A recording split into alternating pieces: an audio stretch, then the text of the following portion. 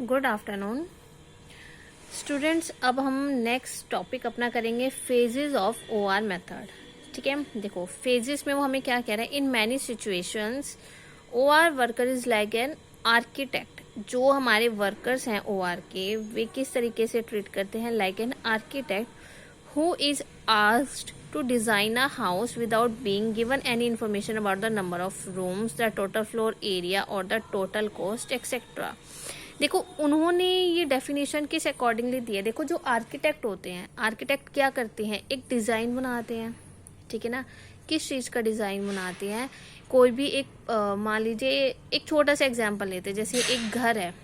ठीक है, आपने अपना घर बनवाना है, आपने उसको डिज़ाइन करवाना है, तो आप क्या करोगे, एक इंटीरियर डिज़ाइनर के पास जाओगे। वो क्या करेगा, आपको एक पेपर पे पूरा डिज़ाइन बना कर दे देगा कि इधर आपका एक रूम होना चाहिए, यहाँ पर गेट्स होने चाहिए, यहाँ विंडोज़ होनी चाहिए, यहाँ से पाइपलाइन जानी चाहिए। तो वो एक छोटे से पेपर पे क्या करते हैं, एक पूरा डिज़ाइन बना के और आपको दे देते हैं कि इस अकॉर्डिंगली आप अपने इसको डिज़ाइन कर सकते हो। Same like for the architect, architect बस क्या करते हैं, वो जो लार्ज स्केल पर होते हैं उनका डिज़ाइन करते हैं। ठीक है, तो वो क्या करते हैं, वो हमें इंफॉर्मेशन देते हैं कि नंबर ऑफ रूम्स कितने हैं, टोटल फ्लोर एरियाज कितने हैं, टोटल कॉस्ट कितने आएंगे, वगैरह वगैरह etcetera.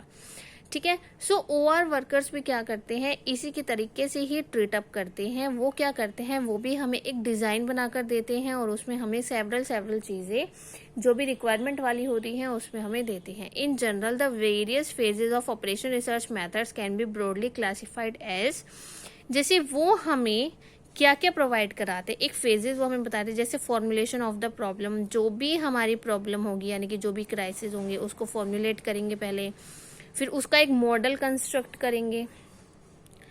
Identification of possible solutions, कि उस क्राइसिस की, उस प्रॉब्लम के जो भी सॉल्यूशंस होंगे उनको आइडेंटिफाई करेंगे, फिर जो सॉल्यूशन होंगे उसको टेस्ट करेंगे, then establishing control, then implementation and maintenance of the solution. जो भी सॉल्यूशन होगा हम उसको इम्प्लीमेंट करेंगे और उसको मेंटेनेंस उसकी रखेंगे। ठीक है, तो ये कुछ हमारे फेजेस हैं किसके, ओआर के। चलो अब इसको थोड़ा ब्रीफली रीड करते हैं। जैसे फर्स्ट है फॉर्मुलेशन ऑफ द प्रॉब्लम। देखो सबसे आसान है, करना क्या है इसमें, जो भी हमारी प्रॉब्लम होगी, जो भी क्राइसिस होंगे जिसके लिए हम रिसर्च करेंगे या फिर हम अपने मेथड्स को ढूंढेंगे, तो क्या करते हैं, this is the most important aspect for the application of OR method. It is distinguished feature that an OR analyst has to face an operation about which very little theoretical knowledge is available. हमें इसके लिए एक theoretical knowledge होनी चाहिए। Therefore, for better understanding and satisfactory solution, the problem should be formulated such that the necessary condition, जैसे वो हमें कह रहा है कि इसके लिए हमें क्या क्या रिक्वायरमेंट है, एक description of the goals and objective of the study, identification of controllable and uncontrollable variables involve in the system. हमें आइडेंटिफाई करना है कि क्या चीज़ें उस सिस्टम में हमारी इन्वॉल्व हो रही हैं, जो कंट्रोलेबल होंगी, जो अनकंट्रोलेबल भी होंगी। देखो कुछ चीज़ें देखो कुछ हमारी प्रॉब्लम्स ऐसी होती हैं कि उसमें प्रॉब्लम्स जो हम फेस कर रहे होते हैं, जिन क्राइसिस की हम बात कर रहे होते हैं, उसमें कुछ चीज़ों को हम कंट्रोल भी कर पाते हैं, कुछ चीज़ों को हम कंट्रोल नहीं कर पाते हैं। ठीक है ना, तो वो सारी की सारी चीज़ें जो हमारी इन्वॉल्व होती है उनकी identification, then recognition of the restrictions and constraint on the variables identified in the system. हम क्या करेंगे बेटा, जो हम आइडेंटिफाई करेंगे अपने वेरिएबल्स को, बेटा इसमें वेरिएबल्स का मतलब है, वेरिएबल्स किन चीज़ों को कहा जा रहा है कि जैसे मान लीजिए एक एग्जांपल हम लेते हैं कि जो किसान आंदोलन हो रहा था उसमें वेरिएबल्स कौन है, किसान। ठीक है ना, जैसे हम अपने क्वेश्चंस को सॉल्व करते हैं उसमें एक्स वाई जेड हमारे वेरिएबल्स होते हैं। सेम लाइक अगर हम किसी प्रॉब्लम या किसी भी क्राइसिस की बात कर रहे हैं तो उसमें हमारे वेरिएबल्स कौन होंगे, जिस भी क्राइसिस की बात करें। तो अगर हम एक किसान आंदोलन वाले प्रॉब्लम्स की बात करें तो उसमें हमारे वेरिएबल कौन है, हमारे किसान। नंबर ऑफ किसान है उसमें, देखो कितने सारे लोग थे उसमें। ठीक है ना, अब ऐसा तो नहीं होता ना कि वेरिएबल्स हमारे सिलेक्टेड होते हैं। कि 1 2 या 3 3 ही हो सकते हैं, ऐसा तो कुछ नहीं है ना, नंबर ऑफ वेरिएबल्स हमारे हो सकते हैं। तो ऐसे ही उस प्रॉब्लम्स में इतने सारे किसान लोग थे जो वो सब कुछ फेस कर रहे थे, उनके अकॉर्डिंगली वो सही है, गवर्नमेंट के अकॉर्डिंगली वो ठीक है, तो उनको हम यहाँ पर क्या बोल रहे हैं, वेरिएबल्स बोल रहे हैं। ठीक है। सो तो फॉर्मुलेशन में बेसिकली फिर हमारे पास वो क्या बोल रहे हैं, then the procedure of formulating the problem is generally lengthy and time consuming. तो जो हमारा प्रोसीजर है फॉर्मुलेट करने का प्रॉब्लम को, लेंथी भी है, टाइम कंज्यूमिंग भी है। इसकी जो हमारी टीम है, जो एक्सपर्ट्स हमारे इसमें सारे के सारे हैं from various discipline studies the structure and the system of the concerned organization in detail, then assess specific model for the given problem, then the problem can be reformulate again during the process। तो वो हमें कह रहे हैं कि हमने basically क्या करना है, जो भी हमारी प्रॉब्लम्स होंगी हमने उसको क्या करना है, फॉर्मुलेट करना है। उसका प्रोसीजर में हमारे पास क्या होगा, जो भी हमारी सारी टीम होगी, जो भी हमारे एक्सपर्ट्स होंगे, वो क्या करेंगे, वेरियस जो भी हमारी चीजें हैं उनके ऊपर स्टडी करेंगे, उसका एक स्ट्रक्चर बनाएंगे, जिससे कि हम उस स्ट्रक्चर को देख के ये पता कर पाए कि हमारी प्रॉब्लम क्या है। कि जैसे एक होता है ना कि एक पेपर पे हमने शॉर्टकट में लिख लिया कि हाँ हमारे ये मेन जो पॉइंट्स होते हैं कि ये हमारी प्रॉब्लम्स है, इसके रिगार्डिंगली हम फेस कर रहे हैं, और अगर उसमें कोई भी प्रॉब्लम है, अगर वो ठीक नहीं है तो उसको हम दोबारा से रिफॉर्मुलेट भी कर सकते हैं। For a proper formulation, the comprehensive study should be made regarding components of the problem, objective, composition of the organization, various alternative courses of action possible, and then editing the objectives and the course of action। तो जो proper formulation के लिए देखो उन्होंने हमें बता ही दिया है कि हमने क्या करना है। सबसे पहले जो हमारी प्रॉब्लम होगी उसके कंपोनेंट्स हमने देखने हैं कि जो चीजें हैं वो सारी उसमें इंक्लूड की जा रही हैं या नहीं, कॉम्पोजिशन उस ऑर्गेनाइजेशन की, and alternative course of the action possible. जो भी हमने वहां पर ऑल्टरनेटिव ढूंढा है उस कोर्सेज का, and then editing the objective. ठीक है, तो इस तरीके से हमने उसको क्या करना है, फॉर्मुलेट करना है। Then second one is constructing the model. Constructing में हमारा सिंपल है, क्या करना है, once a problem is formulated the next step is to frame a model which describe the relationship between the various factors on which the solution of the problems depend। जैसे वो कह रहा है, an OR worker starts with an assumption and gradually amends it as a model construction proceed। कि हम ना एक model construct कर लेंगे, उस मॉडल में हम क्या करेंगे, हमारी जो प्रॉब्लम है हम पहले उसको लिख लेंगे, उसके अंदर क्या क्या छोटे मोटे क्राइसिस हैं, सब पार्ट्स आ रहे हैं, वो हम एक उसको बना लेंगे, उसका एक डिज़ाइन कर लेंगे, और उसके बाद हम उसमें पॉसिबिलिटीज़ क्या क्या ला सकते हैं, क्या क्या चेंजेस कर सकते हैं, कैसे कैसे उसको सॉर्ट आउट कर सकते हैं। So model gives a perspective picture of the whole problem.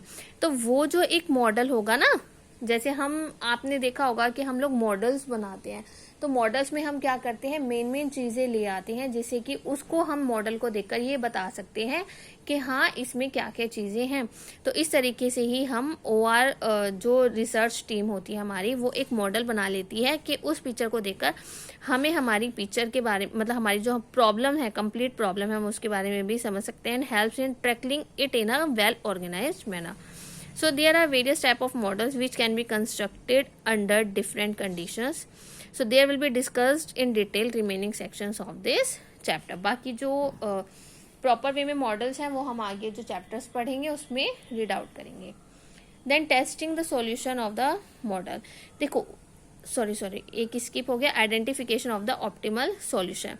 देखो जब हम कंस्ट्रक्ट कर लेंगे, अपना मॉडल बना लेंगे कि हमने सोचा है कि हम ये सब चीजें कर सकते हैं, ये मेथड्स अप्लाई कर सकते हैं, टेक्निक्स अप्लाई कर सकते हैं, फिर हम उसके आइडेंटिफिकेशन करेंगे। So the model along with its parameter by means of historical, technological and judgemental data, an optimal solution of the problem is generated by means of, एक हम सॉल्यूशन निकालेंगे, ऑप्टिमल सॉल्यूशन हमारा निकलेगा।